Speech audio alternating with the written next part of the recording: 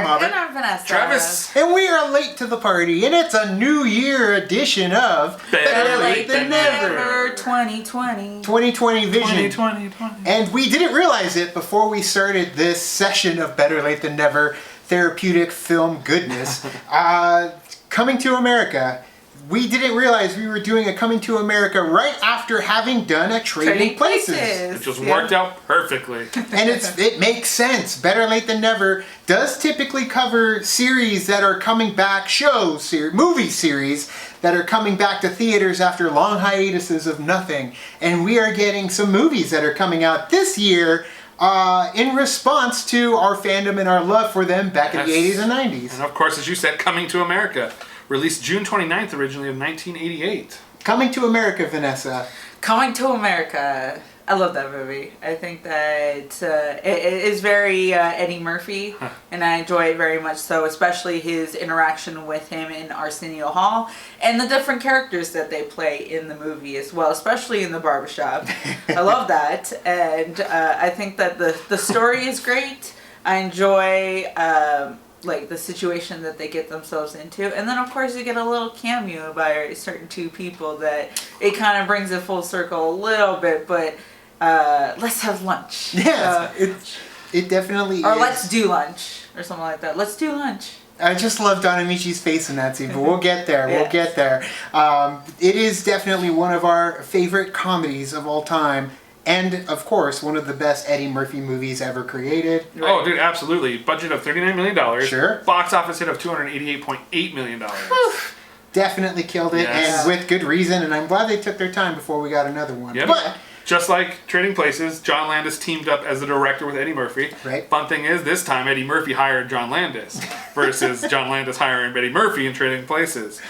oh, how the turntables. The turntable. Success will do that for you. Shall we? Yeah. Yes.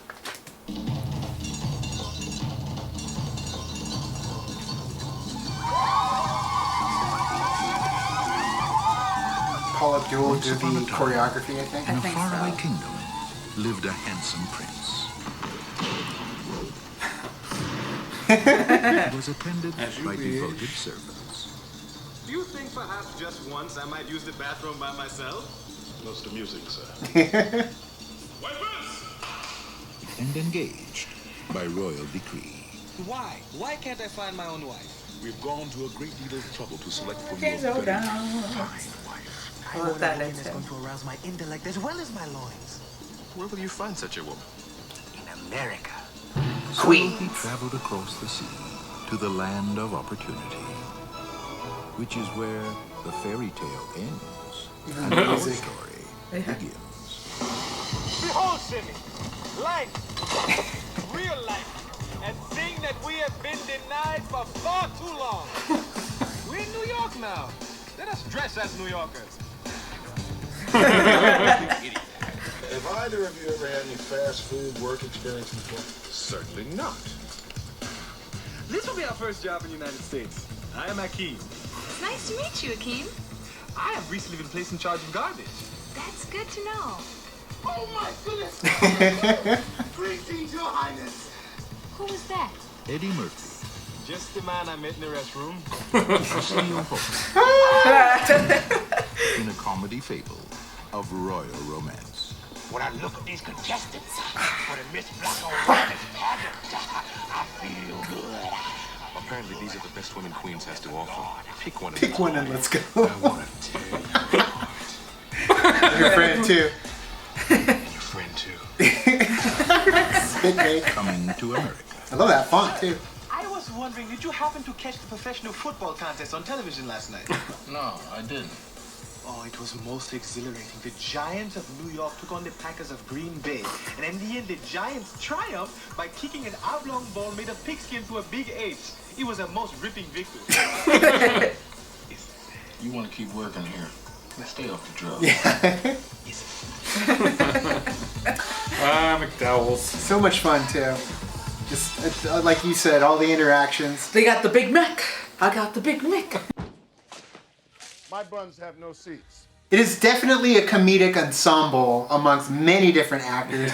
Louis Anderson, John Amos, and of course, James Earl Jones coming in as his father, which is so perfect because that did end up echoing into what we eventually got as The Lion King. Mufasa, like this is the live action Mufasa before he was an animated Mufasa. And seeing Hakeem's life in the beginning of the film, you know, he's wealthy, he's rich, he's royalty. He doesn't get to be an individual, he doesn't get to be free. So I do love that we get to get deep into his life in early in the trailer. Yeah, you get to see it. That's smart. And in the movie too, you spend a lot of time in Zamunda. As you wish. As you wish. And of course you get to see a little bit of Arsenio Hall's character with him, Semi, along for the ride. So it's like the two of them going into this fish out of water story, which is essentially what it is. Seeing Hakeem trying to be one of the Americans, let them wear our princely robes, and you know they dress all pure New York tourists,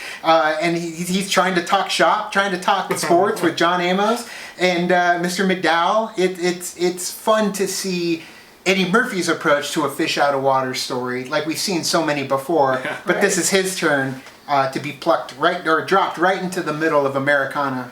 Like I said, I do really enjoy the fact that he's just trying to, you know, fit in with America, but he is doing it so hilariously that you are just kind of enjoying yourself watching this, where there could be other times where you're watching an out of fish type story and you're like, fish out of water? Yeah, that strike it, reverse it. Fish out of water type story, and it can get a little out of character, essentially, where they're going too much out of the way to the point where it's like, you're a smart guy, like you can figure out certain things that could be happening in this, not go all the way dumb with it, where they didn't do this in this movie. Correct. And he's just, you know, very optimistic about everything that's happening, and then of course you have Arsenio Hall's character who's just like, let's just get this over with, I want to go back to my lavish life in Zamunda. Like, I don't want to be in this hellhole or this crappy apartment anymore.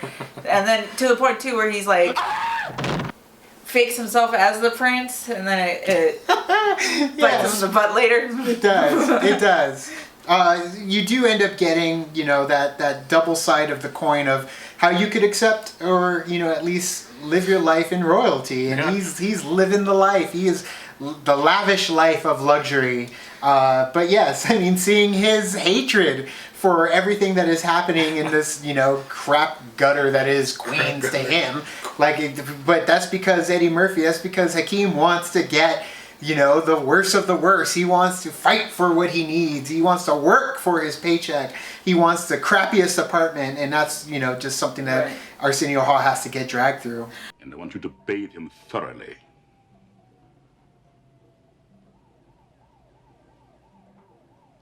Oh, thank you, Your Majesty. Quick question too, though. Isn't she Sarabi? Yeah, yes. Okay. His mother in Coming to America is also Sarabi in The Lion King. Which makes it even perfect that it's her and of course. James Earl Jones together as husband and wife in a movie. And when I said crap gutter, I meant the apartment. Like, that's what I love about this movie. It's the life of Queens. It is the community center where they're doing the show, the variety show, charity. Sexual chocolate tastes so fine, don't you agree? Yeah, like you were saying, the barbershop, everyone's just there having a good conversations. And then you get Eric LaSalle's character too. It's definitely chock full of characters on every level. Even the most minimalist character is memorable throughout time. Right. You've got Samuel Jackson. Who the fuck is this asshole? Exactly. Like, you always remember his character in this movie too. Right. I will say though, like, this movie, there is a cameo in this movie with two people that are from Trading Places. Of course. But it's so funny because in reality, this movie, like, you never could tell, like, it could be part of the story. Like, if they didn't have the cameo, it would be fine. Like, it was never really part of the story. But the fact that they did add them in, and it felt so, like, not in your face Shoehorn. type, shoehorn type in. Like it was just, it felt natural to put Organic them as in. hell. Still not talking to you. And it's just so great when they're walking and he hands them the money. Randolph. I'm still not talking to you, Mortimer. Ralph Bellamy and Don Amici coming back Such a once again. small role, too. Yeah. And then the fact that they come back later in a second. Let's have lunch. Yeah, I think it's let's have lunch. Let's have lunch. It definitely is a nice tip of the hat. Like you said, a perfect organic inclusion of a story thread that we never knew we would get an answer to. It's a sequel. Right. It's a sequel of sorts for It's Duke in the and same Duke. story. But it Yeah. makes The you, same universe. makes you appreciate the ending of Trading Places more because you're like, wow, they really did get thrown to the bottom. They really did get trampled But on. at the same time, the irony too that the one that's bringing them back and putting them up, because you know the Duke and Duke brothers can go ahead and take that money and turn it into another something else. empire. Right. But the fact that it's Eddie Murphy that's doing it, and another Eddie Murphy character that's giving them the money to say, all right, did you learn your lesson? Hopefully you did, and I think they did. I like to think that Duke and Duke did. They made their way back in, maybe not to the top, but they're definitely going to appreciate being poor even more. Yeah. So that connection between Trading Places and this movie Coming to America, we were talking about is Eddie Murphy and John Landis. Right. So when they did Trading Places, Eddie Murphy was still the new comic and haven't been doing much movies until up to that point. 5 years later or so, they do Coming to America. Eddie Murphy had the idea for this movie, kind of wrote it down. He didn't write the screenplay, but it was his idea. He thought John Landis would be perfect for this. Even though when they filmed Trading Places, he felt like John Landis was treating him like a kid. And he said, you know what, respectively, I was at that time. But he said when they filmed this movie, John Landis was pig-headed and didn't know and kept treating me like a kid. Well, John Landis said the opposite of Eddie Murphy is that he's a pig-headed idiot who just thinks he knows it all. So they really butted heads while making this. But even though John Landis says his performance and Eddie Murphy's performance in this was fantastic, they just really did not get along. That's why they didn't work it together until they did Beverly Hills Cop 3. Yeah, that didn't work out very well for either of them. You wouldn't think that there was so much animosity between these two creative geniuses during this time with such a great film.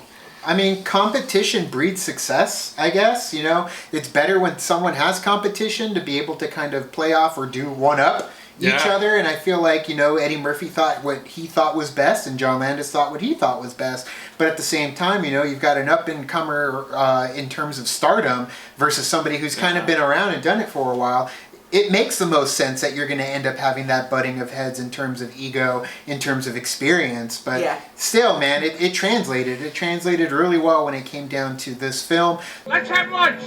The freaking Elmer Bernstein score that ends up playing behind them, they're them showing up on camera. I mean, Elmer Bernstein definitely is a massive part of 80s cinema in terms of the comedies. Not just the 80s cinema. Yeah, hey, it's true. It's very true. Elmer Bernstein's been around, but in terms of what we grew up with, he was scoring the films for a lot of our films that we grew up with. So I definitely, hold him true and dear. So when they pulled up that score to fit with the characters themselves, a lot of care. A lot of care went into this story. A lot of care went into the characters. Not just the stories and characters, everything about this film. The costume design, which one was nominated, I think, for Academy Award. Sure. Best makeup. You're right. Do you know who did the makeup for this movie? Who? Rick Baker. Really? Yes, he was nominated for it. It You would shows, look at man. it when they're playing these different characters. That's great. I love it. That little just like ending. Yeah. Perfect Post-credit ending. Little joke. like the joke. Yeah. Just taste the soup. Taste the soup. Where's All the right, spoon? now taste the soup. Where's the spoon? Like I love that. Like it's just such a funny joke. You're like, where's this story going? Right. And you don't need then, it, yeah. Yeah, and then he's like, oh, it's all because there isn't a spoon. Yeah. And that was his way, a really long way to say that there's no soup. Yeah. But I will say that. Cuba Gooding Jr. also has a cameo in that barbershop too. He's sitting in one of the chairs Oh, when they yeah, first he come does, in. yeah. That ain't That's nothing true. but ultra perm. Yeah.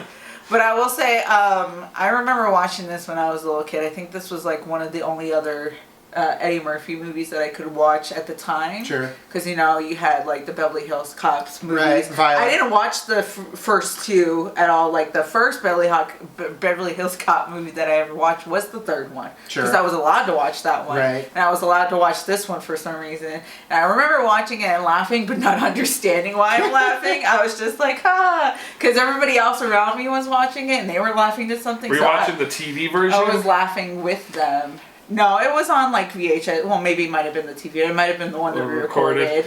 So many of those memories. But yeah, it's just funny. Like now and then going back and watching it, I'm like, oh, I understand it now. But it's just funny how I remember watching it, not understanding like the jokes or anything because you know you're a kid, you don't understand what it says.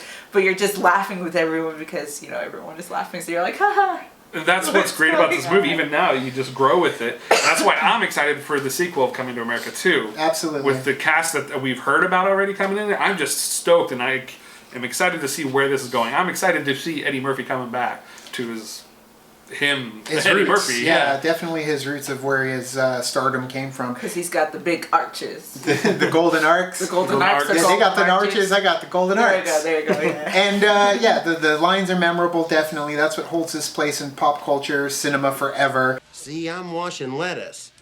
Soon I'll be on fry. You do end up having a lot more. You know, a variety of love for everybody in a movie, and when you can achieve that, it definitely stays with you far longer than any of the movies that they really come up with nowadays in terms of like comedies. But again, maybe we're approaching it differently nowadays. We're way too analytical versus just going with it when it was back then. So hopefully they can achieve it. We will find out how that feels when we eventually see Coming to America 2. Yeah, is that what they're going to do? Yeah, I assume. Coming to It's like America. the big old. Are they going double I Roman numerals, or are they going with the 2? It might be just the 2. We'll find out though. But either way, thank you guys for watching our reaction, retro reaction, and review for Coming to America. If you saw it, of course you saw it. Let us know down in the comments below. What are your favorite quotes from Coming to America? I love when everybody just like starts dropping quotes from the entire movie. Every quote gets a heart. Like anytime I see it. When he starts singing, he's I'm like, the queen to be. She's your queen to be. Oh man, I love Coming to America. Can't wait for the sequel, guys. You can like and subscribe. and did the thing on our Facebook, Twitter, Tumblr, Instagram, Stardust. All the children are our future. All the social networking joints you know they are. Kicking to the party, feel the party, keep the party going on our Patreon. Get us where we need to go. Thank you guys so much. 2020.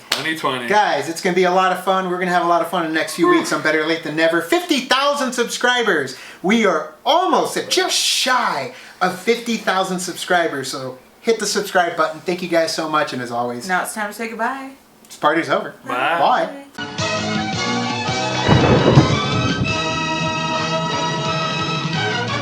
You just taste the soup. All right, I'll taste the soup. Where's the spoon? Aha. Aha.